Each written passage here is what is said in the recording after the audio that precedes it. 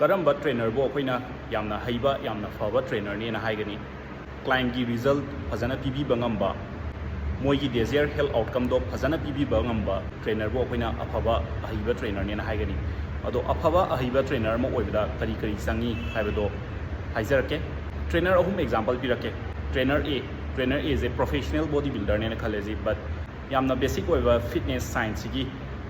knowledge ꯈꯔꯐꯥꯎ ꯂꯩꯇꯕ ꯍꯥꯏꯇꯥꯔꯦ ꯍꯥꯏꯕꯗꯤ ꯌꯥꯝꯅ ꯕꯦꯁꯤꯛ ꯑꯣꯏꯕ ꯍꯥꯏꯔꯒ ꯑꯩꯈꯣꯏꯅ ꯄ꯭ꯔꯣꯒ꯭ꯔꯥꯃꯤꯡ ꯃꯤ ꯑꯃꯒ ꯃꯥꯒꯤ ꯗꯦꯖꯤꯌꯔ ꯑꯥꯎꯠꯀꯝꯗꯨꯒꯤ ꯈꯦꯠꯅꯕꯒꯤ ꯃꯇꯨꯡ ꯏꯟꯅ ꯄ꯭ꯔꯣꯒ꯭ꯔꯥꯃꯤꯡ ꯈꯦꯠꯅꯅ ꯇꯧꯕ ꯍꯩꯇꯕ ꯀꯦꯂꯣꯔꯤꯁ ꯍꯥꯏꯕꯁꯦ ꯀꯔꯤꯅꯣ ꯈꯪꯗꯕ ꯄ꯭ꯔꯣꯇꯤꯟ ꯀꯔꯤꯅꯣ ꯀꯥꯔꯕꯣꯍꯥꯏꯗ꯭ꯔꯦꯠ ꯐꯦꯠ ꯚꯤꯇꯥꯃꯤꯟꯁ ꯃꯌꯥꯝ ꯃꯤꯅꯔꯦꯜꯁ ꯃꯌꯥꯝ ꯃꯣꯏꯒꯤ ꯃꯊꯧꯁꯤꯡ ꯀꯔꯤꯅꯣ ꯀꯌꯥꯝ ꯆꯥꯒꯅꯤ ꯃꯥꯒꯤ ꯗꯤꯐꯤꯁꯤꯌꯦꯟꯁꯤꯗꯨꯒꯤ ꯃꯇꯨꯡ ꯏꯟꯅ ꯀꯔꯤ ꯇꯧꯒꯅꯤ ꯍꯥꯏꯕꯗꯣ ꯈꯪꯗꯕ ꯑꯗꯨꯒꯨꯝꯕ ट्रेनरꯗꯨꯅ ꯑꯐꯕꯅꯦ ꯍꯥꯏꯒꯗ꯭ꯔꯥ ꯅꯠꯇ꯭ꯔꯒꯅ ꯐꯤꯠꯅꯦꯁ ꯁꯥꯏꯟꯁꯁꯤ ꯌꯥꯝ ꯐꯖꯅ ꯇꯝꯃꯨꯔꯕ ꯃꯤ ꯆꯍꯤ ꯈꯔ ꯆꯪꯅ ꯆꯍꯤ 5-6 ꯆꯪꯅ ꯐꯖꯅ ꯇꯝꯃꯨꯔꯕ ꯃꯤ ꯑꯗꯨꯒ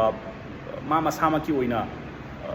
ꯐꯤꯜꯁꯤꯗ ꯑꯦꯛꯁꯄꯤꯔꯤꯌꯦꯟꯁꯇꯤ ꯇꯧꯗꯕ ꯍꯥꯏꯕꯗꯤ ꯃꯄꯨꯟꯁꯤꯒꯤ ꯌꯣꯠ ꯁꯥꯟꯅꯗ꯭ꯔꯤꯕ ꯍꯥꯏꯇꯥꯔꯦ ꯁꯤꯒꯨꯝꯕ ꯇ꯭ꯔꯦꯅꯔꯁꯤꯅ ꯍꯦꯟꯅ ꯑꯐꯕꯅꯦ ꯍꯥꯏꯒꯗ꯭ꯔꯥ ꯑꯗꯨ ꯅꯠꯇ꯭ꯔꯒ ꯇ꯭ꯔꯦꯅꯔ ꯅꯝꯕꯔ C ꯑꯃꯨꯛ ꯍꯥꯏꯔꯁꯦ ꯃꯁꯥꯃꯛ 10+ years ꯐꯤꯠꯅꯦꯁ ꯑꯦꯛꯁꯄꯤꯔꯤꯌꯦꯟꯁ ꯁꯥꯟꯅꯕꯒꯤ ꯑꯦꯛꯁꯄꯤꯔꯤꯌꯦꯟꯁ ꯂꯩꯔꯕ ꯐꯤꯠꯅꯦꯁ ꯁꯥꯏꯟꯁꯇꯁꯨ फजना तम्मबा सही 10 चंगना सही 5-6 एटली सही 5-6 फाउ फजना तम्मबा अदुगा एक्सपीरियंस लेबा फिटनेस साइंस से फजना एजुकेट तौबदा नतना क्लाइंट अमगा कम्युनिकेशन फजना लेबा ngamba ट्रेनर हाइबदी गुड कम्युनिकेशन लेत्रगदी अइना फनामना खंगजु क्लाइंट दुदा अइना खंगिबा पोतो ताकपा ngамद्रगदी अदुजु अफावा ट्रेनर ने हाइनिंगदे सुगुम्बा मखलगी ट्रेनर सीजिने हेना अफाबा ट्रेनर ने हाइगदा आइगी मोददी ट्रेनर सीजिना ख्वाइदगी फबा ट्रेनर ने हाइजनिंगे